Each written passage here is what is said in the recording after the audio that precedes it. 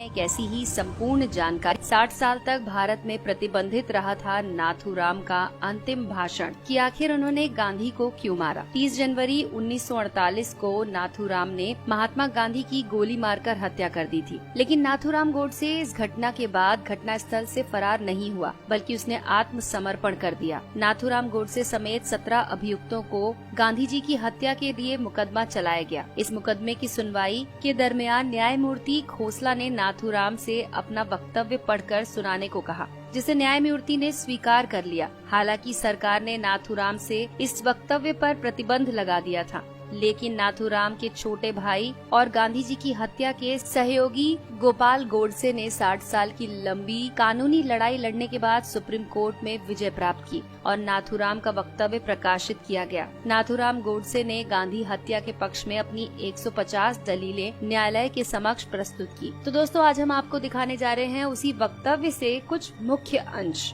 नाथूराम का विचार था कि गांधी जी की अहिंसा हिंदुओं को कायर बना देगी। कानपुर में गणेश शंकर विद्यार्थी को मुसलमानों ने निर्दयता से मार दिया था। महात्मा गांधी भी हिंदुओं से गणेश शंकर विद्यार्थी की तरह अहिंसा के मार्ग पर चलना और बलिदान करने की बातें करते थे। नाथूराम गोडसे को भय था कि गांधी जी की अहिंसा वाली नीति हिंदुओं को कमजोर बना देगी और वो अपना अधिकार प्राप्त नहीं कर पाएंगे। 1919 को अमृतसर के जलियांवाला बाग में गोलीकांड के बाद से पूरे देश में ब्रिटिश हुकूमत के खिलाफ आक्रोश उफान हो गया था। भारतीय जनता इस नरसंहार के खलनायक जनरल डायर पर अभियोग चलाने की मंशा को लेकर गांधी जी के पास गई, लेकिन गांधी जी ने भारतवासियों की इस आग्रह को समर्थन न देने का साफ साफ कह दिया। महात्मा गांधी ने खिलाफत आंदोलन का समर्थन करके भारतीय राजनीति में सांप्रदायिकता का जहर घोल दिया। महात्मा गांधी खुद को मुसलमानों का हितैषी की तरह पेश करते थे। वो केरल के मोपला मुसलमानों द्वारा वहाँ के 1500 हिंदुओं को मारने और 2000 से अधिक हिंदुओं को मुसलमान बनाए जाने की घटना का विरोध तक नहीं कर सके।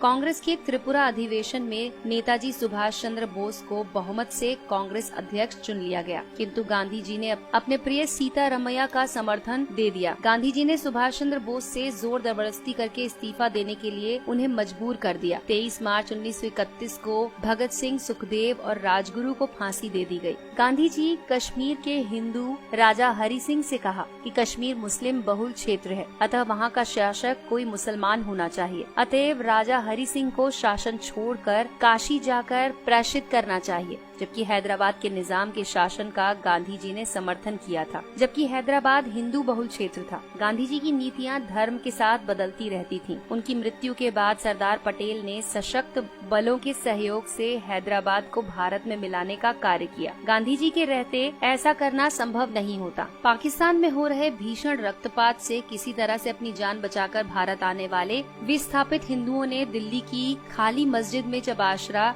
स्थायी रूप से लिया तो मुसलमानों ने मस्जिद में रहने वाले हिंदुओं का विरोध किया, जिसके आगे गांधी जी नतमस्तक हो गए और गांधी जी ने उन विस्थापित हिंदुओं को, जिनमें बूढ़े, स्त्रियां और बालक अधिक थे, मस्जिदों से खदेड़ दिया। बाहर ठिठुरते सर्दियों में रात बिताने पर उन्हें मजबूर किया गया। महात्मा गांधी ने दिल्ली में स्थित मंदिर में अपनी प्रार्थना सभा के दौरान नमाज पढ़ी, जिसका मंदिर के पुजारी से लेकर तमाम हिंदुओं ने विरोध किया, लेकिन गांधी जी ने इस विरोध को दरकिनार कर दिया। महात्मा गांधी एक बार भी किसी मस्जिद में जाकर गीता का पाठ नहीं कर सके। लाहौर कांग्रेस में वल्लभ भाई पटेल का बहुमत से विजय प्राप्त कर गए, किंतु गांधी जी अपनी जिद के कारण ये पद जवाहरलाल नेहरू को दे गए। गांधी जी अपनी मांग को मनवाने के लिए अनशन, धरना, रूठना, किसी से बात न करने जैसी युक्तियों को अपनाकर अपना काम निकलवाने में माहिर थे। इसके लिए वो नीति अनीति का लेश मात्र भी विचार नहीं करते थे। 14 जून 1947 को दिल्ली में आयोजित अखिल भारतीय कांग्रेस समिति की बैठक में भारत विभाजन का प्रस्ताव अस्वीकृत होने वाला था, लेकिन गांधी जी ने वहां पहुंचकर प्रस्ताव का समर्थन रखा। ये भी तब जबकि गांधी जी ने स्वयं ही ये कहा था कि देश का विभाजन उनकी लाश पर होगा। न सिर्फ देश का विभाजन हुआ, बल्कि लाखों निर्दोष लोगों का कत्लेआम भी हुआ। गांधी जी ने कुछ नहीं किया। धर्मनिरपेक्षता के नाम पर मुसलमान तुष्टीकरण की नीतियों के जन्मदाता महात्मा गांधी ही थे। जब मुसलमानों ने हिंदी को राष्ट्रभाषा बनाए जाने का विरोध किया तो महात्मा गांधी ने इसे स्वीकार कर लिया। हिंदी की जगह हिंदुस्तानी को बढ़ावा देने लगे। बादशाह राम और बेगम सीता से शब्दों का चलन शुरू हुआ। कुछ एक मुसलमान द्वारा वंदे मातरम गाने का विरोध करने पर महात्मा गांधी झुक गए और इस प्रस्ताव को भारत का राष्ट्रगान नहीं बनने दिया। गांधी जी ने अनेक अवसरों पर शिवाजी, महाराणा प्रताप, गुरु गोविंद सिंह जी को पथभ्रष्ट देशभक्त कहा। वहीं दूसरी ओर गांधी जी ने मोहम्मद अली जिन्ना को कायदे आजम कहकर पुकारा। कांग्रेस ने 1931 में स्वतंत्र भारत के राष्ट्र ध्वज बनाए जाने के लिए एक समिति का गठन किया था। इस समिति ने सर्वसम्मति से चरखा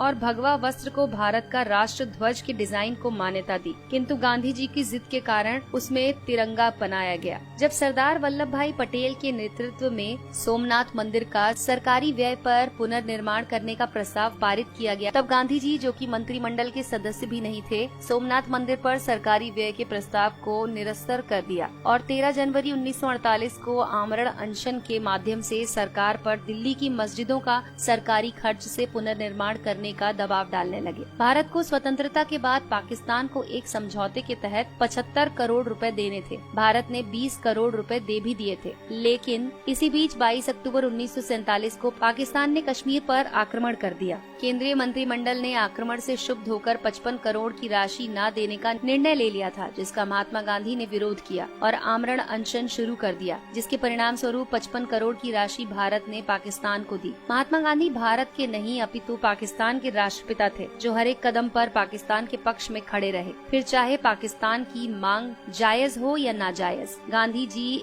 ने कदाचित इसकी परवाह नहीं की। तो दोस्तों, इन घटनाओं को देश विरोधी मानते हुए नाथूराम गोडसे ने महात्मा गांधी की हत्या को न्यायोचित ठहराने का प्रयास किया। नाथूराम ने न्यायालय में स्वीकार किया कि महात्मा गांधी बहुत बड़े देशभक्त थे। उन्होंने निस्वार्थ भाव से देश सेवा की। मैं उनका बहुत आदर करता हूँ, लेकिन किसी भी देशभक्त को देश के टुकड़े करने के एक संप्रदाय के साथ पक्षपात करने की अनुमति नहीं दे सकता हूँ। गांधी जी की हत्या के सिवाय मेरे पास कोई दूसरा उपाय नहीं था। तो दोस्तों, अगर आपको ये जानकारी पसंद आई हो तो इस वीडियो को लाइक कीजिए और अपने दोस्तों के साथ शेयर कीजिए। दोस्तों, आपको हमारी ये वीडियो कैसी लगी हमें कमेंट सेक्शन में जरूर लिखकर बताएं।